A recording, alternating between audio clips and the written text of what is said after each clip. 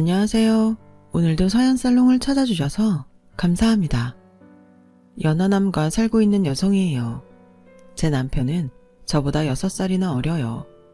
게다가 인물도 좋고 직업도 좋죠.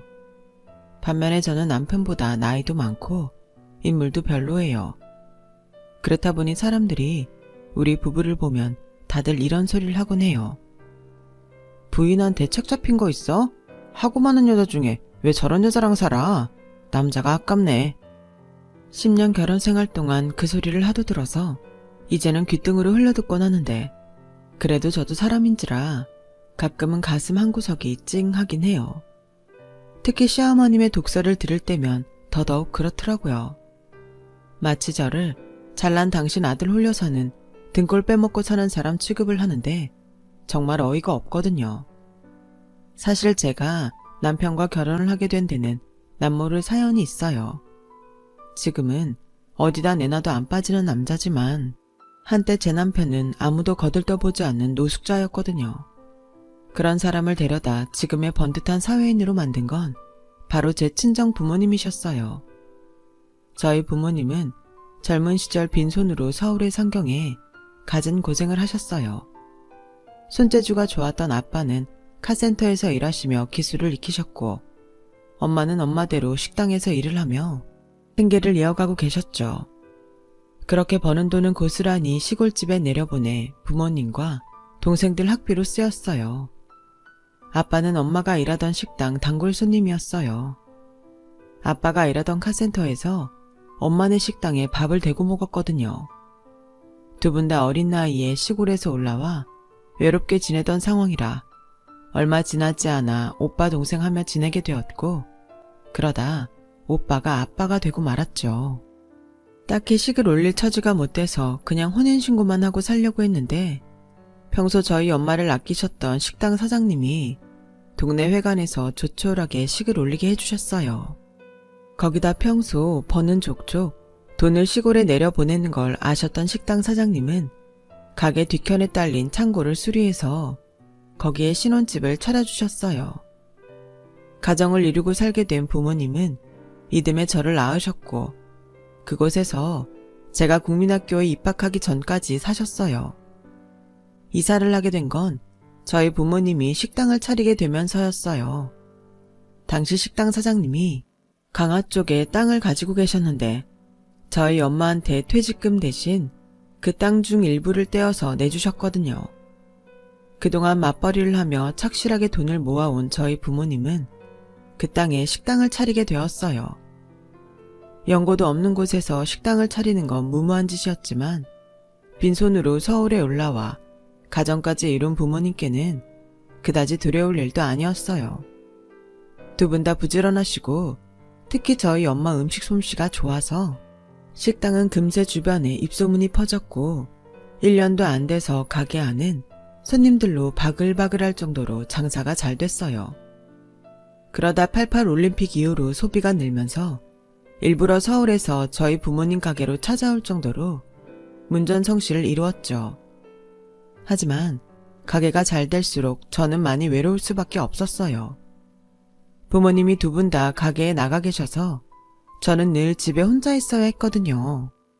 밥은 가게에 와서 먹고 가라고 했지만 워낙 손님이 많아서 가게로 가봐도 부모님이 저를 챙겨줄 수가 없었어요. 그러느니 차라리 집에서 혼자 라면을 끓여 먹는 게 나을 정도였죠. 그러다 보니 저는 일찍 살림을 익히게 됐던 것 같아요. 가게 장사가 잘 될수록 직원도 많이 늘었지만 부모님이 가게를 비울 수는 없어서 집안 살림은 거의 제가 도맡아 해야 했거든요. 그러다 집을 떠나 혼자 살게 된 건 대학에 들어가면서였어요. 제가 서울에서 학교를 다니게 돼서 불가피하게 독립을 하게 됐거든요. 딱히 공부에 관심도 없고 소질도 없던 저는 하나뿐인 딸을 어떻게든 대학에 보내시려는 부모님 뜻에 따라 고2 때 미술을 시작했어요. 하지만 순수계통은 실기가 딸려서 그나마 과도 많고 도안을 외워서 대입 실기시험을 볼 수 있는 디자인 쪽으로 택하게 되었죠. 하지만 서울 4년제 대학은 성적이 안 돼서 전문대에 들어가게 됐어요. 그래도 부모님께서는 무척이나 기뻐하시더라고요. 가난한 촌에서 사느라 두 분 다 고등학교도 못 나오신 터라 자식이 대학에 입학한다는 사실만으로도 감격스러우셨나 봐요. 엄마는 눈물까지 글썽이시며 제게 장하다고 등을 토닥여 주셨어요. 이제 엄마는 더는 소원이 없다. 내 새끼 굶기지 않고 공부시키는 게 이 엄마 평생 소원이었거든.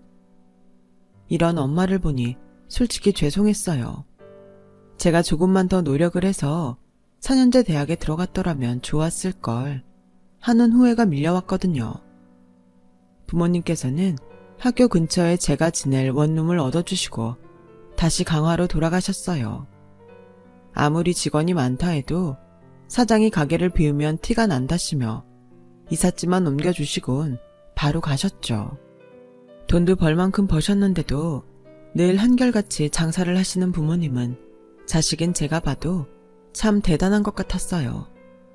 먼 데서 우리 가게까지 찾아와 드시고 가는 손님한테 소홀할 수 없다시며 장어 손질도 부모님이 도맡아 하시고 소스도 시판용이 아닌 수제 소스를 만들어 쓰셨어요.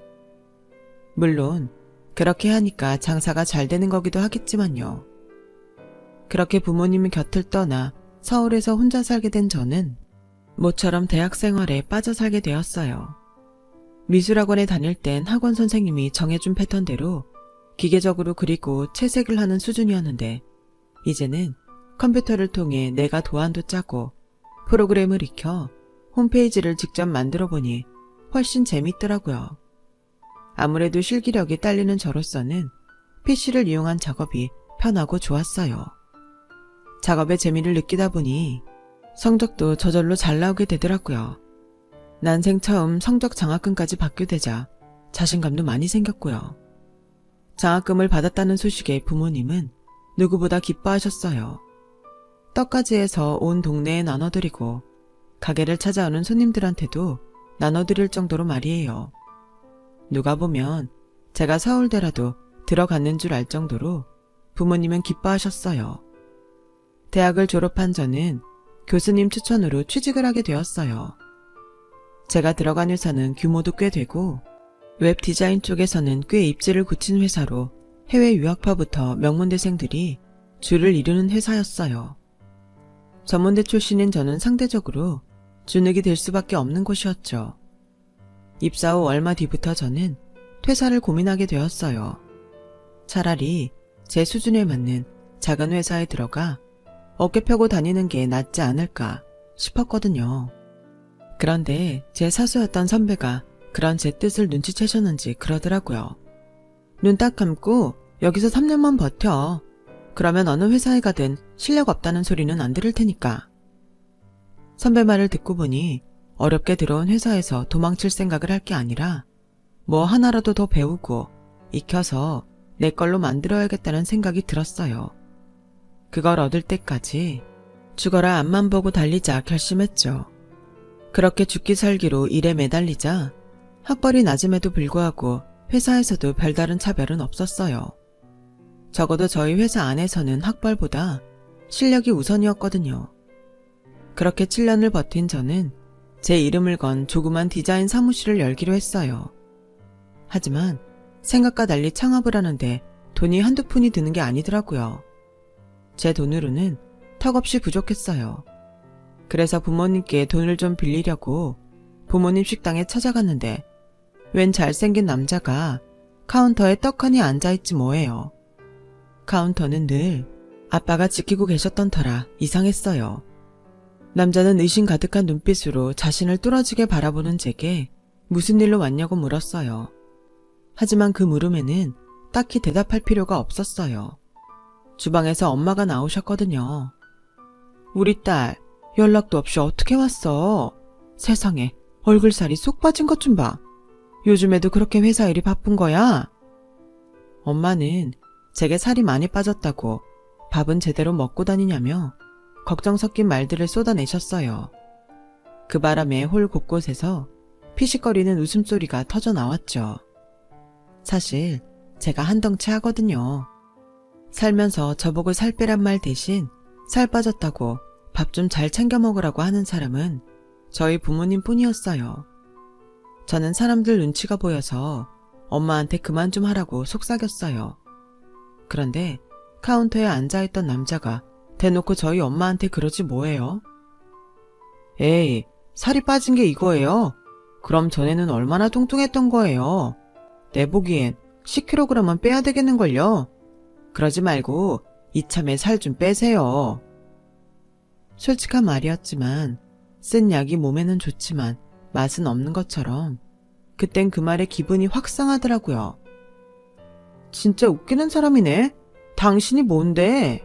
나한테 살을 빼라 말아 해요. 엄마, 이 사람 누구야? 누군데 아빠 자리에 앉아서 훈수질이래? 그러자 엄마가 남자한테 그러더라고요. 정환아, 누나한테 그럼 못 써.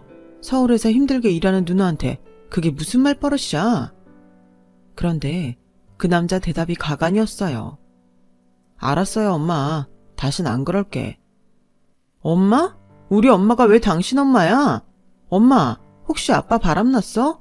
밖에서 자식이라도 낳아온 거냐고. 그러자 엄마는 웃으시며 저를 데리고 밖으로 나오셨어요. 실은 처지가 딱 한 해라서 우리가 데리고 살고 있어. 벌써 한 5년 됐나? 애가 누구한테 맞았는지 얼굴에 피가 난 채로 길바닥에 쓰러져 있더라고. 그걸 네 아빠가 데려와서 지금까지 우리랑 살고 있단다. 애가 부지런한 데다가 일머리가 밝아서 우리 가게에 얼마나 도움이 되나 몰라. 노숙자였던 남자를 데려와 살고 있는 부모님을 보니 솔직히 불안했어요. 얘가 어떤 애인 줄 알고 집에 들여? 그러다 여차하면 돈 들고 도망칠지 누가 알아. 됐고 당장 내보내. 경찰에 신고해서 집 찾아주라 그러면 되지. 왜 엄마 아빠가 끼고 살아? 엄마를 통해 얘기를 들어보니 남편은 계부한테 구박받고 맞기도 하며 자라다가 그날 더는 이렇게 못 살겠다 싶어 집을 뛰쳐나왔다고 했어요.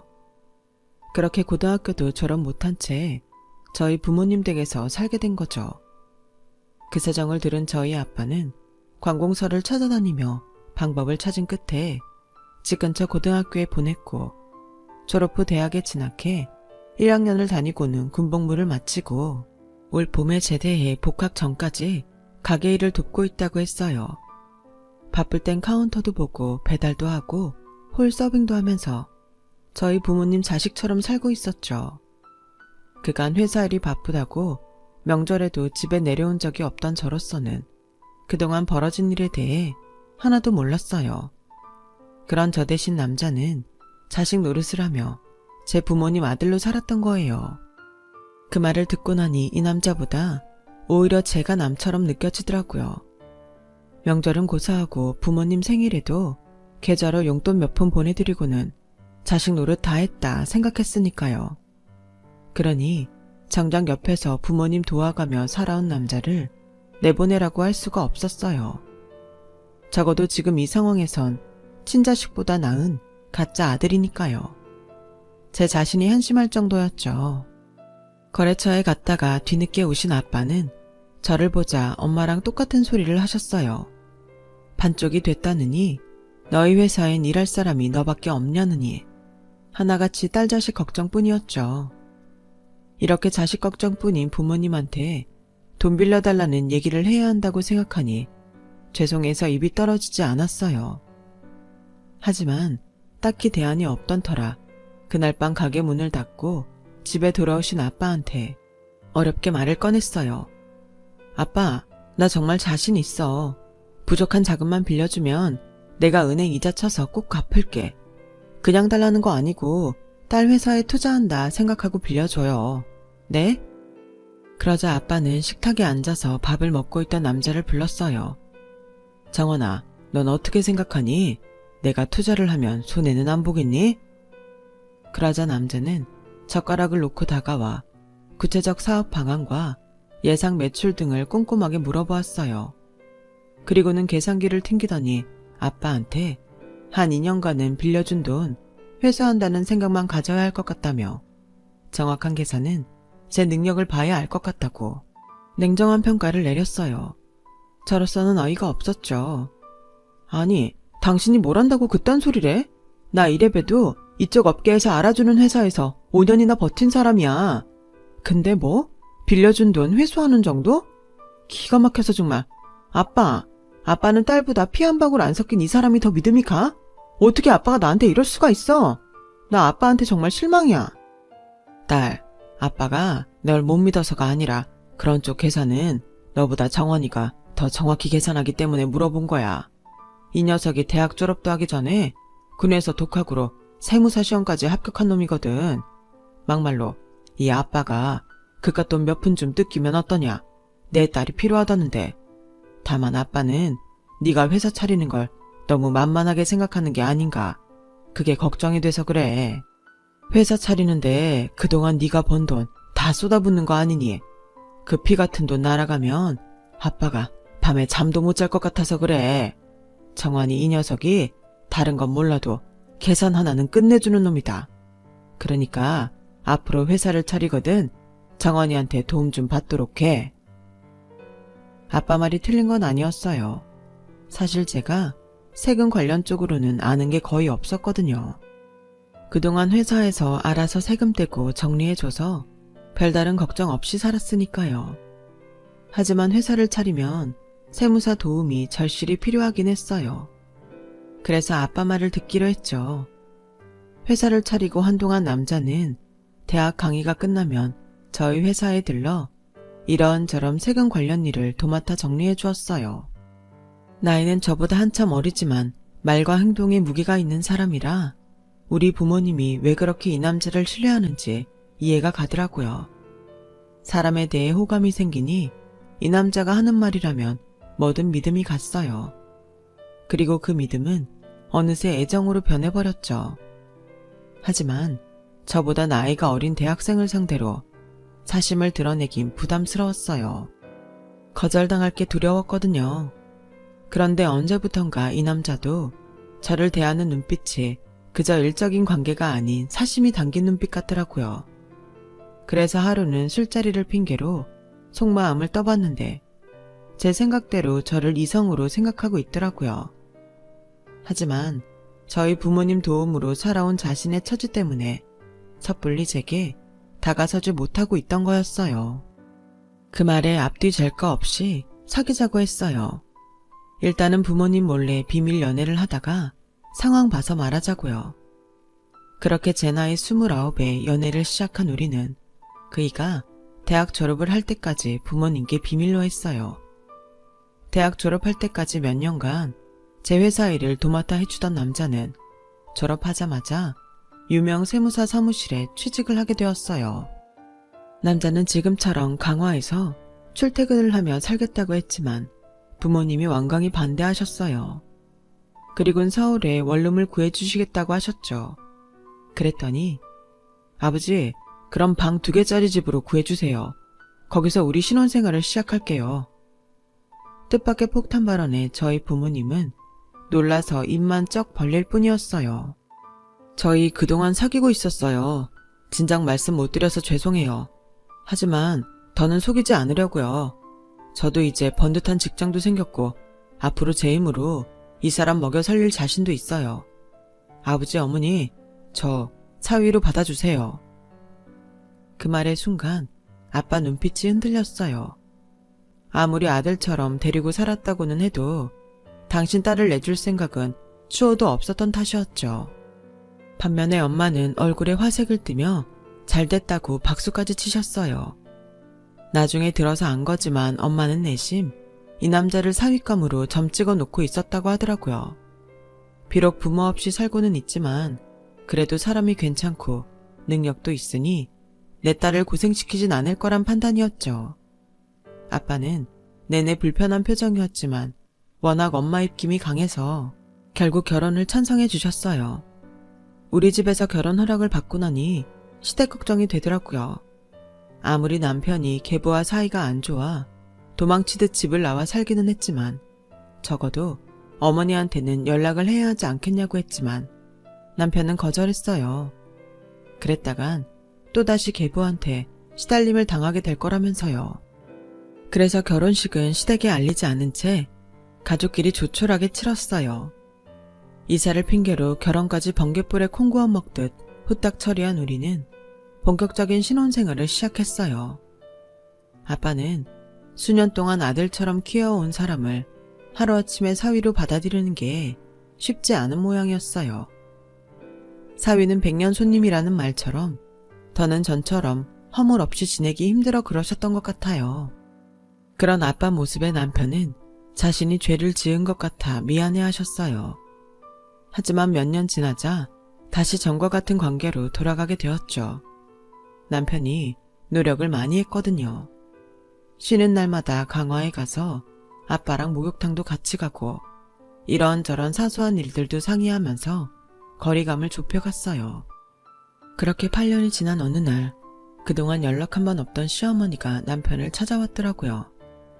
남편의 폭력에 더는 참을 수가 없어서 이혼을 했다면서 당장 갈 곳이 없다고 했어요.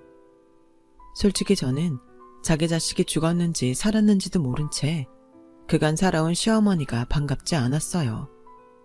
자기 살 길이 없어지니 이제서야 자신을 부양한 아들을 찾아온 게 내심 괘씸했거든요. 하지만 남편 앞에서 그런 티를 낼 수는 없었어요. 이러니 저러니 해도 남편과 시어머니는 천륜지간인데 중간에서 제가 뭐라고 할 수 없는 노릇이니까요.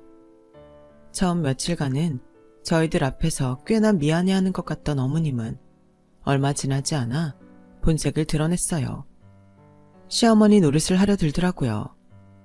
남편 앞에서는 여전히 인자한 어머니 모습을 했지만 남편이 없을 때는 얼굴색 확 바꾸고 마치 저를 당신 아들 등골 빼먹는 여우 취급을 했어요. 넌 그 나이 먹도록 뭘 배운 거냐? 어떻게 살림을 이따위로 해? 니네 친정에선 이러고 사니? 세상에, 냉장고 정리는 안 하고 사니? 반찬도 죄다 사다 먹고 도대체 넌 어떻게 돼 먹은 애가 내 아들이 벌어온 돈을 이렇게 허투루 쓰고 사니? 난 내 아들 얼굴만 봐도 가슴이 아린데 네 눈엔 돈 벌어오는 기계로 보이니? 사람이 그러면 못 쓴다. 벌 받아. 어머님, 이런 말씀 드리기 좀 그렇지만 저 돈 잘 벌어요. 그이보다 제가 월급도 더 많다고요. 얘 웃기는 애네. 고작 전문대 나와 변두리 쬐끄만 회사 다니는 주제에 어디 세무사인 내 아들보다 돈 잘 번다 거짓말을 해? 얘, 너네가 아무리 암컷 모르는 아줌마라지만 그런 말도 안 되는 거짓말에 속을 것 같니? 하여간 인물도 개떡 같은 게 심보는 더 고약하네. 잘난 우리 아들 전생에 무슨 죄를 지었길래 저런 걸 마누라라고 데리고 사는 건지 원. 거짓말 아니에요. 어머님이 무시하는 그 회사 월 매출이 얼만지나 아세요? 직원 월급 주고도 매달 제가 가져오는 돈이 1,000이 넘어요. 네가 뭐라고 회사 돈을 마음대로 가져와? 그 회사가 네 거라도 된다니? 네, 그 회사 제 거예요. 그제야 시어머니는 눈이 휘둥그레져선 입을 다물었어요. 그리고는 그날부터 제가 어찌나 살갑게 구시던지 엄청 불편했어요. 거기다 남편을 통해 제 친정 부모님이 강화에서 장어식당을 한다는 얘기를 들으셨는지 가게 규모부터 매출까지 어찌나 물어대는지 귀찮을 정도였어요. 그러니까 이 집도 너희 집에서 해줬다 이거지? 차가니 전세니? 전세요. 기왕 해주시는 거 차가로 해주시지. 자식은 너 하나라며. 어차피 나중에 상속세 물고 주느니 살아계실 때 하나라도 더 해주는 게 낫는데 말이야. 언제 친정 가거든 부모님한테 그렇게 말씀드려봐. 괜히 나라에 세금으로 물릴 있니? 10원짜리 한 장이라도 내 새끼 손에 쥐어주는 게 낫지. 안 그러니? 그땐 그냥 그러려니 하고 넘어갔는데 시간이 지날수록 저희 쪽에 바라는 게 점점 늘어만 갔어요. 니들 집에 붙어 사는 것도 그렇고 나도 아직 한창 나이인데 손 놓고 집에서 놀고 있을 수만은 없지 않겠니? 그래서 말인데 카페가 어떨까 생각해. 난 땀 흘리는 일은 질색이라서 식당보다는 그게 낫다 싶더라고. 네 생각은 어떠니? 네, 어머님이 좋으실 대로 하세요. 그래, 그럼 가게는 언제쯤 보러 갈래? 사실 내가 봐둔 자리가 하나 있는데 기왕 이렇게 된 거 지금 가볼래? 원래 카페 하던 자리라 주방도 그대로 쓰면 될 것 같더라고. 페인트 칠 좀 다시 하고 테이블이랑 의자만 새로 사놓으면 될 것 같아. 한 2억 정도면 될 것 같은데 어때? 어떠냐니요? 뭐가요? 어머님 말씀에 드시면 하는 거죠 뭐. 그래? 네가 그렇게 말해주니 내가 한결 편하다 얘. 사실 네 눈치 보여서 어떻게 말을 꺼내야 하나 고민 많이 했거든. 그럼 돈은 언제 해줄 거니? 가능하면 이달 말까지는 계약 끝내고 공사 들어가고 싶은데. 그제야 알았어요. 어머님이 제 돈으로 카페를 차리려고 한다는 사실을요. 제가 왜 그 돈을 대드려요? 저 그런 돈 없어요, 어머님. 어머, 얘 정말 웃기는 애네? 네가 네 입으로 돈 잘 번다고 자랑할 땐 언제고 이제 와서 오리발이야? 네가 못하겠으면 네 친정에 말해서 해줄 수도 있는 거잖아. 솔직히 네가 어디 가서 내 아들처럼 잘난 남자를 만나겠니? 나이는 좀 많아? 인물은 또 어떻고? 그런 애가 남의 아들 꼬셔서는 이렇게 호강하면서 살면서 그게 할 소리냐고. 내가 이런 말까지 하고 싶지 않았는데 네가 하도 염치가 없어서 하는 소리야. 남들은 시부모한테 매달 용돈 주는 건 기본이고 해외여행에 환갑잔치에 이거저거 다 해준다는데 넌 나한테 그간 해준 게 뭐 있니? 결혼할 때도 싸가지 없게 전화 한 통 없이 해치우고 말이야. 네가 나를 시어머니로 생각은 하는 거니? 말해봐 어서. 나 같으면 미안해서라도 시부모한테 가게 못 해준다는 말은 못한다. 염치도 없는 년 같으니라고. 나도 더러워서 너한테 구걸 안 해. 카페 차려달란 소리 다시는 안 한다고. 그렇게 소리치고 나간 시어머니는 밤늦도록 집으로 돌아오지 않았어요. 결국 저는 남편한테 낮에 있었던 일을 얘기했어요. 그랬더니 남편이 한숨을 푹 쉬었어요. 어머님 휴대폰으로 전화를 걸어도 음성 메시지로만 넘어갈 뿐 전화를 받지 않더라고요. 내가 너무 심하게 대했나? 살짝 걱정이 되었어요. 그렇게 며칠이 지났는데 집 나간 어머님이 아닌 친정 부모님이 저희 집으로 찾아오셨더라고요. 평일도 아닌 주말에 말이에요. 한창 보양식이 잘 팔릴 철이라 주말엔 눈코 뜰 새 없이 바쁜데 어떻게 오셨냐고 했더니 엄마가 분통을 터뜨리며 그러는 거예요. 아니, 누가 우리 집에서 장어를 먹고 식중독에 걸렸다고 전화를 했더라고. 신고 안 하는 대신 1,000만 원을 달라나? 그래서 차라리 신고를 하라고 했더니 이 인간이 인터넷에 허위 사실을 올려선 손님이 뚝 끊어진 거야. 협박범은 저희 쪽에서 1,000만 원을 줄 테니 신고는 말아달라고 했다며 자신은 양심에 찔려서 그 돈은 절대 받지 않을 거고 식약청에 고발장을 넣은 상태라고 써놨더라고요.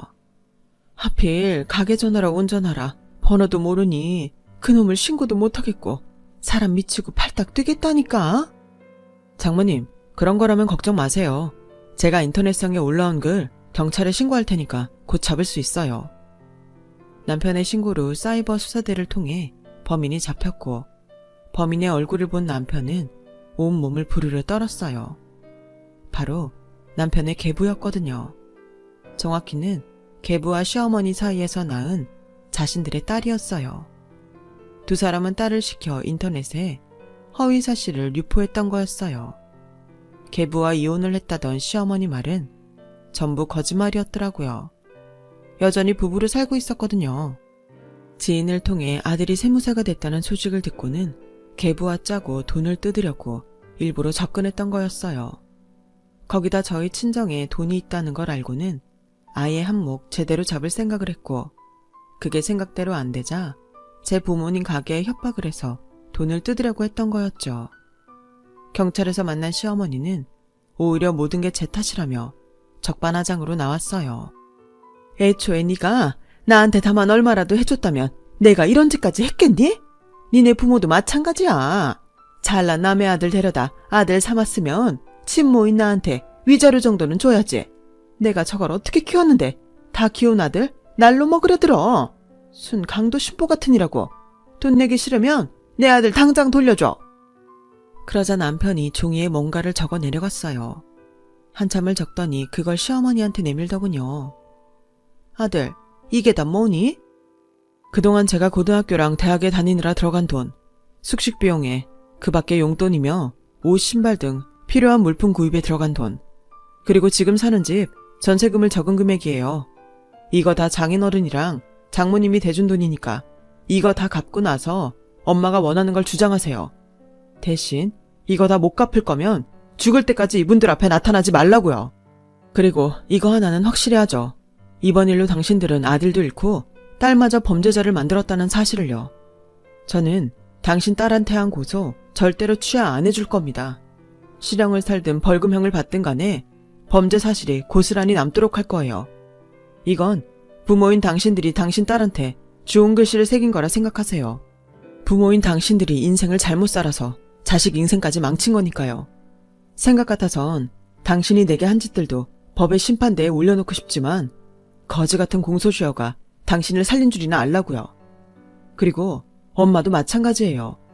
자식이 눈앞에서 그렇게 맞고 있는데 수수방관하고 살았던 거 나 하나도 잊지 않고 있어요. 그래놓곤 당신이 무슨 엄마라고 날 걷어준 은인들한테 이따위 짓을 하는 겁니까? 나한테 한 짓도 모자라 이젠 내 아내, 내 장인 장모한테까지 몹쓸 짓을 하려드냐고요. 저요, 당신을 엄마라고 생각 안 해요. 인생이 불쌍해서 받아주려고 했는데 이젠 일말의 동정심도 안 느껴져요. 그러니까 앞으로는 얼굴 보고 살지 말자고요. 이 자리에서 천륜도 끊고 남남으로 헤어지잔 말입니다.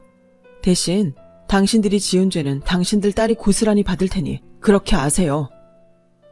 서슬퍼런 남편의 말에 그제야 시어머니와 계부는 자신들이 자기들 딸의 인생까지 망쳤다는 걸 알고는 제 남편의 바지가랑이를 잡고 손이 발이 되게 빌었어요. 하지만 연을 끊겠다고 결심한 아들의 마음은 돌릴 수 없었죠. 결국 허위사실 유포로 계부의 딸은 벌금형을 받게 되었고 범죄 경력을 평생 꼬리표처럼 달고 살게 되었어요. 부모가 자식 앞길을 막은 거죠.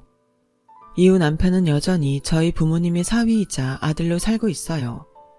비록 피는 나누지 않았지만 누구보다 끈끈한 정을 나누면서 말이에요. 언젠가는 남편이 가진 상처가 온전히 아물기를 바라봅니다.